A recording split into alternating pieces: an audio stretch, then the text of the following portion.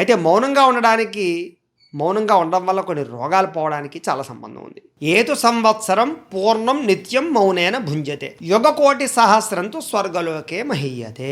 ఇది చాలా చాలా గొప్ప శ్లోకం ఇది. ఒక సంవత్సరం పాటుట మౌనంగా భుజిస్తే, మౌనంగా ఉంటే చిరకాలం స్వర్గంలో ఉంటారు. సంవత్సరం పాటు మౌనవ్రతం చేయాలి అని ఎందుచేత చేయాలంటే పూర్వకాలంలో చేసేవారు. వారానికి ఒకసారి చేసేవారు, నెలకు ఒకసారి చేసేవారు, లేదా నెల్లాడు చేసేవారు, మండలం దీక్ష చేసేవారు, లేదా ఒక సంవత్సరం పాటు ఖచ్చితంగా చేసేవారు. దీనివల్ల ఏం జరుగుతుందయ్యా అంటే అన్ని తాను గ్రహించుకోగలుగుతారు, ఆత్మ దర్శనం చేసుకోగలుగుతారు, ధ్యానము మెడిటేషన్ చేసుకోగలుగుతారు, అలాగే అవతల వ్యక్తులను బాగా గ్రహించగలుగుతారు. చాలా అద్భుతమైనటువంటి అతీంద్రమైన శక్తులు కూడా వస్తాయి దానివల్ల, మౌనంగా ఉండడం వల్ల. ధ్యానము తపస్సు చేసుకోవడం వల్ల, ఎవరితోటి సంబంధ బాంధవ్యాలు పెట్టుకోకుండా ఉండడం వల్ల మౌనంగా ఉండేటటువంటి వాళ్ళు ఎక్కువ కాలం బతుకుతారు అని, మౌనంగా ఉండే వాళ్ళకి రోగాలు తక్కువ వస్తాయని, మౌనంగా ఉండేటువంటి వాడు గొడవలు తక్కువ వస్తాయని, మౌనంగా ఉండేటటువంటి వాడు అందరిలోకి వెళ్ళి బాగా సుఖంగా ఉంటాడు అని ప్రతీక. కావాలంటే ఇది ఎవరైనా ప్రయత్నం చేసి చూసుకోవచ్చు. అందులో ఉండే ప్రశాంతత ఇంకెందులోనూ రాదు. కనీసం వారానికి ఒక్క రోజైనా మౌనవ్రతం చేసినట్లయితే కనుక దానివల్ల వచ్చేటటువంటి అలాగ 4-5 నెలలు చేస్తే ఆటోమేటిక్గా దానిలో గొప్పతనం తెలుస్తుంది, ఆనకుండా చేయగలుగుతారు. మీలో మార్పులు గమనిస్తారు.